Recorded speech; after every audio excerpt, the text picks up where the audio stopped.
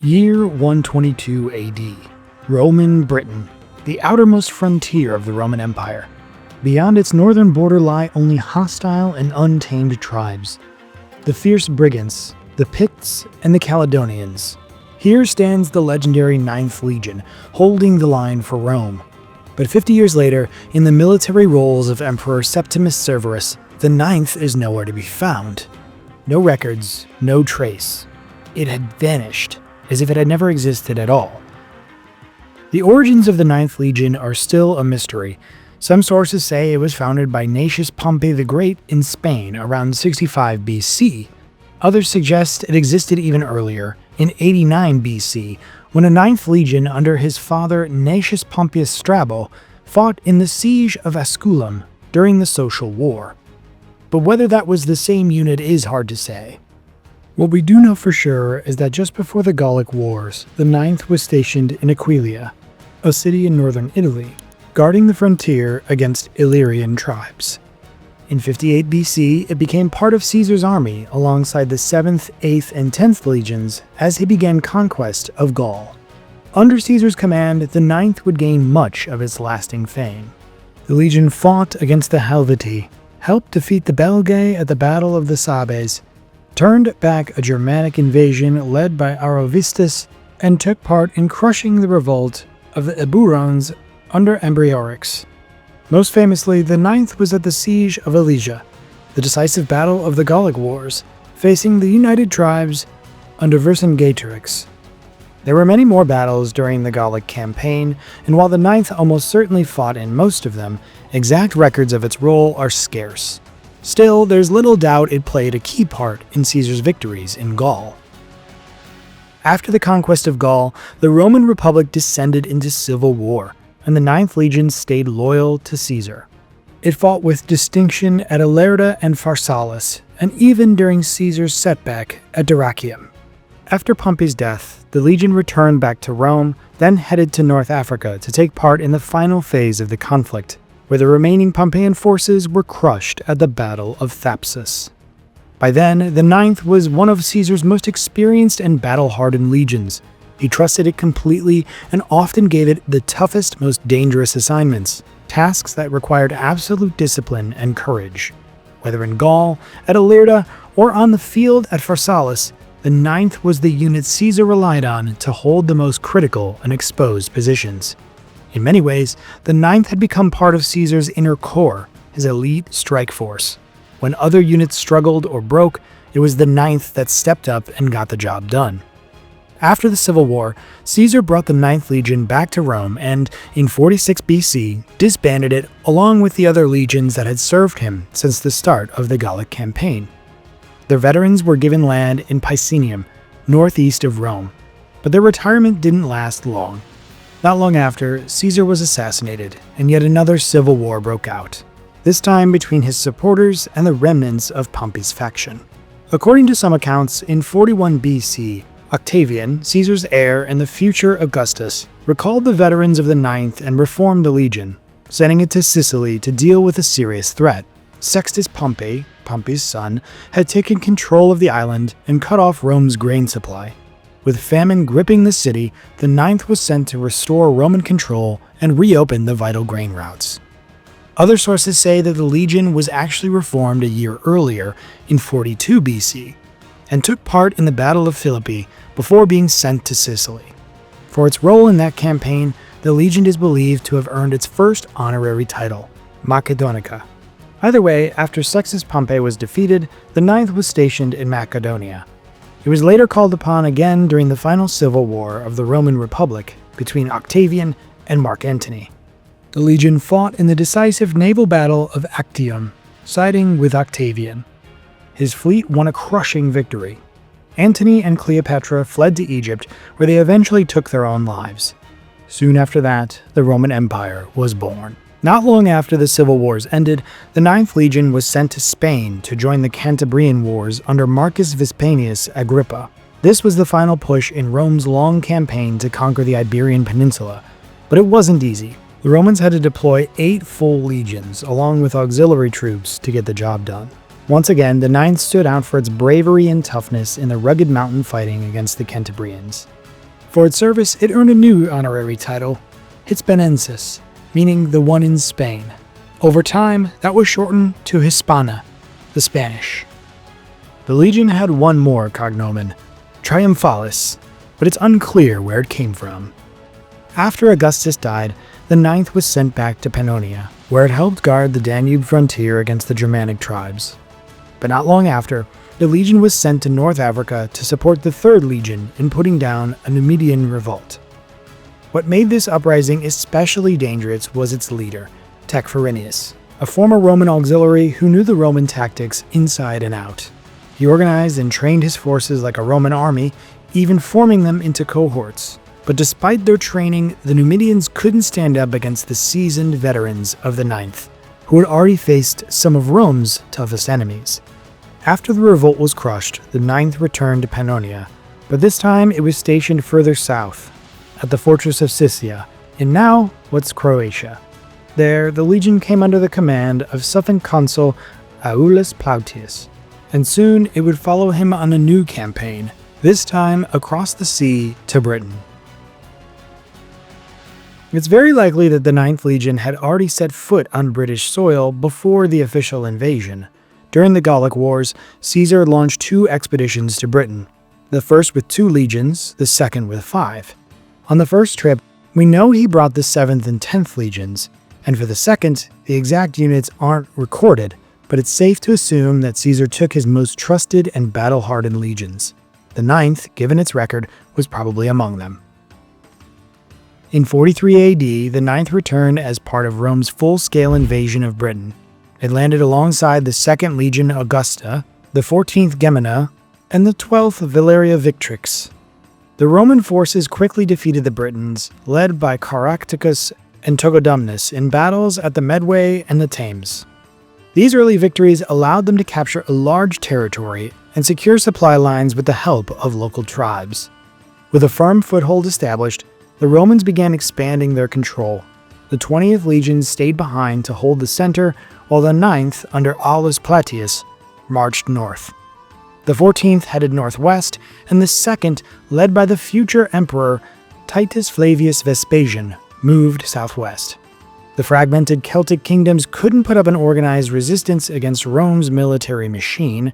On top of their superior training and equipment, the Romans relied heavily on their navy, which supplied the legions by moving along the coasts and major rivers. Before long, more than 20 Celtic kingdoms had submitted to Roman rule. To tighten their grip on the new territory, the Romans built a series of forts, many of which eventually grew into modern British towns and cities. Any place in Britain with Chester in its name was once a Roman military camp, or castrum.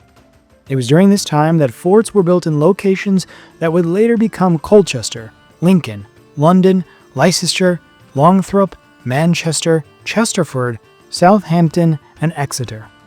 Rome soon established a new province, Britannia. The 9th Legion was split across several of these old forts, tasked with guarding the empire's new frontier. For more than 10 years, the province remained relatively quiet, apart from a short-lived revolt led by the Celtic leader Caratacus, which the Romans, helped by the 9th, quickly put down. But in 60 AD, Roman Britain faced a crisis unlike anything before. Prasutagus, king of the Iceni tribe, died and left his kingdom jointly to his daughters, his wife, and the Roman emperor. He hoped to protect his family and ease his people's transition into Roman rule. But under Roman law, women couldn't inherit property or hold power. Emperor Nero ignored the will, seized the kingdom, and stripped Prasutagus' widow, Boudica, of her title and wealth. What followed was one of the most famous uprisings in Roman history. Furious, Boudica raised a revolt. Many tribes, resentful of Roman rule for their own reasons, joined her. In a matter of weeks, the rebellion had spread across large parts of the province, threatening to wipe out Rome's presence in Britain altogether. The rebels stormed Camulodunum and burned it to the ground, killing over 17,000 people, mostly Roman citizens. The closest Roman troops were 2 garrisons from the 9th Legion. Quintus Petilius Ceralius, commander of one garrison, left a single cohort to defend the castrum and marched out with 4 cohorts to face Boudica's army. Either he severely underestimated the size of the rebellion — some sources claim Boudica's force numbered up to 120,000 people — or he was simply overconfident and dismissed the rebels as little more than disorganized tribes. Whatever the case, his decision proved disastrous. Boudica's army quickly surrounded the Roman detachment and, despite fierce resistance, wiped them out almost entirely. Cerealis barely escaped with a handful of cavalry and fled to rejoin the rest of the legion at Lindum, modern-day Lincoln. The Ninth lost nearly 2,000 men in battle, marking the greatest single loss in its history. Not long afterward, Gaius Suetonius Paulinius defeated Boudica at the Battle of Watling Street. But that's a story for another time. After such heavy losses, there were talks of disbanding the Ninth Legion and reassigning its surviving soldiers to other units. But Rome decided to keep the legion intact. It was reinforced with 2,000 new recruits from the Rhine frontier, and for a time, peace returned to Britain. Years later, a familiar figure came back into the picture: Quintus Petilius Cerealis, now appointed governor of Britain. The same man who had once lost 4 cohorts of the Ninth and since redeemed himself with a string of victories in the Rhine Delta. Emperor Vespasian, who had appointed him, expected results, and Cerealis delivered. He launched a campaign against the Brigantes, a powerful and warlike tribe living north of Roman territory. Under his command were the 2nd, 9th, and 20th legions. He took the 9th and 20th with him on the offensive and left the 2nd in reserve. The campaign moved quickly. Cerealis brought much of the Brigantian territory under Roman control and founded several new forts. One of them, established by the 9th Legion, was Eboracum, known today as the city of York. In 77 AD, Gnaeus Julius Agricola was appointed governor of Britain. He had previously served as the legate of the 20th Legion during Cerealis' campaign against the Brigantes, so he knew the province well. As soon as he took office, Agricola launched a new campaign against the northern tribes to secure the vulnerable frontier. During this campaign, the 9th Legion was attacked by a combined force of Brigantes and Caledonians. The assault was intense. British warriors managed to break into the Legion's camp, and the 9th suffered heavy losses. The situation was on the verge of disaster when Agricola arrived just in time with reinforcements. His intervention turned the tide, and the attackers were defeated. The last solid record of the 9th Legion comes from 109 AD, when it was helping rebuild its fortress at Eboracum. The legionaries were replacing the old wooden walls with stone, a sign that Rome intended to stay. We also know the legion was still active in 122 AD, when Lucius Saturninus was appointed its tribune. But 40 years later, when the historian Cassius Dio listed all of the legions of the empire, the 9th was gone, no longer mentioned. Its disappearance remains one of the enduring mysteries of Roman history. The 9th Legion is often remembered as a symbol of Roman military might, a model unit with a legendary record. But the reality was a little more complicated. Despite its battlefield achievements, the 9th, like all Roman legions, had its flaws.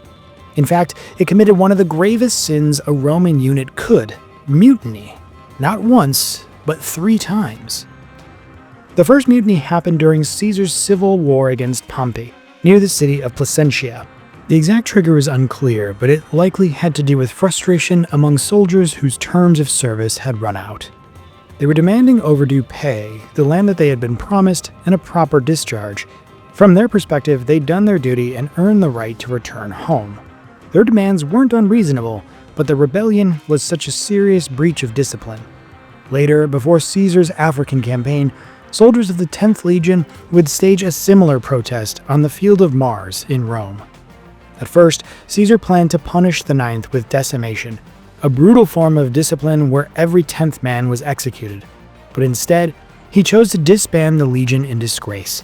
That decision shamed the soldiers deeply. They begged to be taken back, and Caesar eventually agreed, restoring the legion and punishing only the ringleaders. The second mutiny came in 14 AD, when the 9th, along with 2 other legions, revolted over poor living conditions. The situation was serious enough that their commander, Nero Claudius Drusus, ordered the execution of the main instigators, replaced the legates in charge, and scattered the legions across to distant forts to prevent any further unrest. The third mutiny was more unusual. On the eve of the invasion of Britain, soldiers from the 9th and other legions refused to board their ships.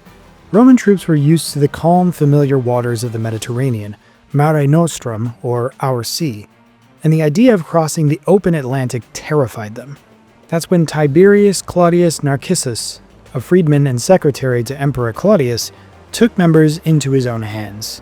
He jumped onto one of the ships and started shouting insults at the troops, calling them cowards.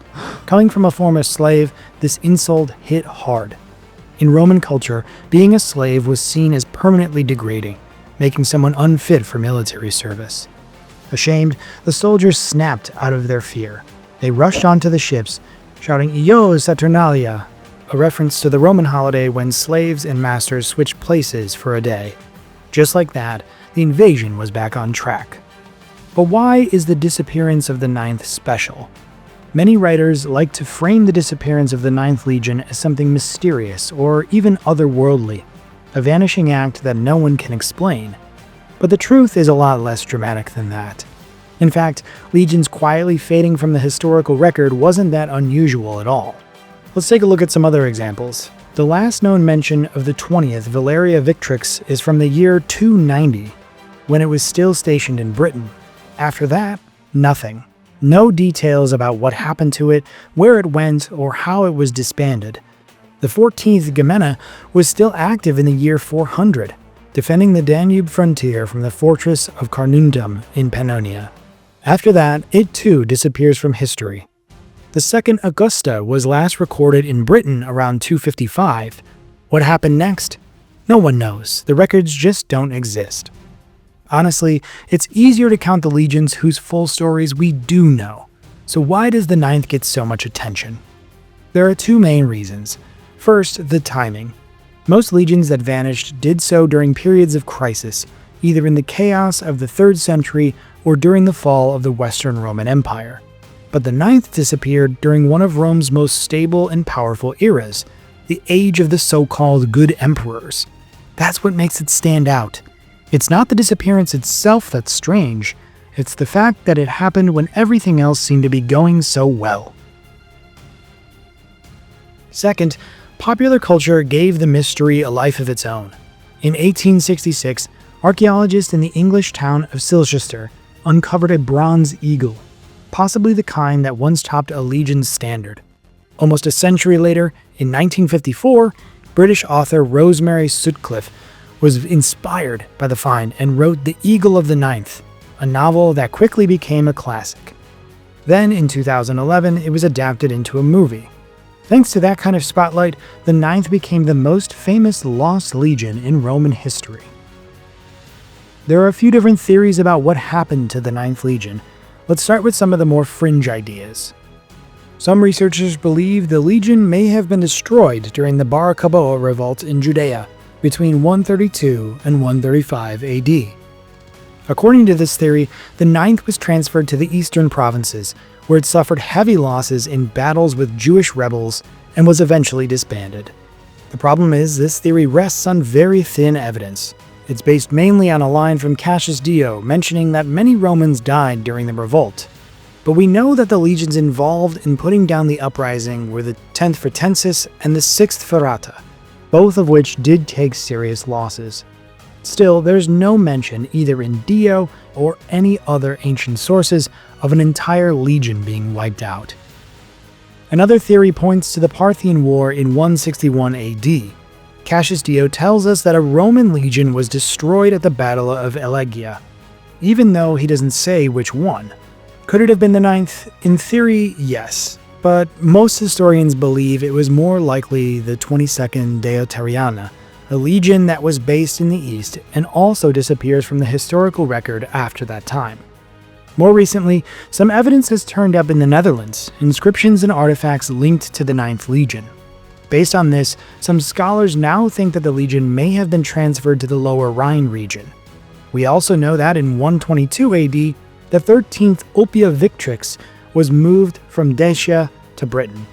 It's possible it was sent there to replace the 9th, which may have quietly been relocated to the continent. For a while, this theory was widely accepted, but it started to fall apart after the discovery of a Roman altar near Trier. The altar carried votive inscriptions dedicated by Lucius Latinius Macer, the Praefectus Castorum, the camp prefect of the 9th Legion. Oddly enough, that suggests the legion itself wasn't present. When a full legion was on campaign, sacrifices on its behalf would usually be made by the legate or one of the senior tribunes. If the camp prefect was handling it, it likely meant those high-ranking officers weren't there. In other words, this was probably a vexillation, a detachment from the 9th sent off on a separate mission. Most likely, a few cohorts from the 9th had been transferred from Britain to the lower Rhine to fill in for legions that had left with Emperor Trajan during his Parthian campaign between 114 and 116 AD. Some sources even mention that several auxiliary cohorts were moved from Britain to the Rhine in 113, possibly alongside the 9th's detachment. By 120, they seem to have returned to Britain. The last and most dramatic theory is that the 9th was destroyed in Britain itself, wiped out in battle against the northern tribes. This is the version Rosemary Sutcliffe made famous in her novel The Eagle of the 9th. But there's no real evidence to support it. No ancient writers mention it, and archaeologists haven't found anything that confirms the story. Even the bronze eagle discovered in Silchester, the object that inspired Sutcliffe's book, wasn't a legionary standard and had no connection to the 9th. Still, there may be a small clue in the careers of the two of the legion's tribunes, Lucius Cair and Lucius Saturnius. Both served as tribunus laticlavius, a senior post in the legion. Lucius Cair left the position in 121 AD and was replaced by Saturnius. I think it's worth explaining what that role actually meant. In Rome at the time, political careers were impossible without some military experience, so young men from aristocratic families were often assigned to legions as tribuni laticlavi. The position didn't come with clear responsibilities. The tribune was mostly there to observe and gain experience, but it carried high status, ranking just below the legion's commander. Typically, a tribune held the post for about 3 years before returning to Rome to begin a formal political career, usually starting as a quaestor.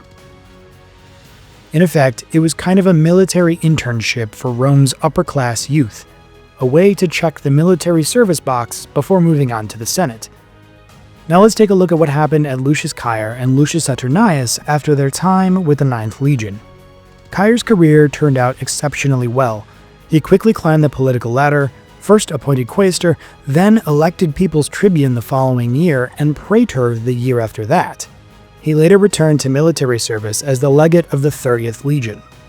When he came back to civilian life, he continued to rise, eventually becoming suffect consul and serving as governor of Arabia and Cappadocia. It was a textbook career for a Roman noble, exactly the kind of success most young aristocrats hoped for. Saturnius, on the other hand, followed a very different path. After serving as tribunus laticlavius, his career went completely quiet for 13 years. He didn't receive a single appointment until 134 AD, when he finally became a quaestor. That's highly unusual. For someone in his position, a quaestorship would normally follow military service almost automatically. So what caused the delay? One possibility is that Saturnius fled the battlefield during the destruction of the 9th, a deeply shameful act that would have ruined his reputation and derailed his political ambitions. Another theory is that he was captured by the Britons during the legion's final campaign and spent years in captivity. Whatever the truth, the fate of the 9th Legion remains one of Rome's great historical mysteries. But who knows? Maybe someday new sources or archaeological discoveries will finally reveal what happened to the Lost Legion. Once again, if you've made it to the end of this video, we really appreciate it if you liked and subscribed. We have a whole team behind this, and we really love seeing you follow along on our journey through ancient civilizations. We put out new content every single week. If you'd like to support the channel and help us make more videos like this, consider joining us on Patreon. You'll get early access to new episodes, work-in-progress updates, and more. Every bit of support goes a really long way. Thank you. You can also leave a super thanks down below if you'd like to give us a little extra boost. It really means a lot and helps us keep going. We hope to see you next time.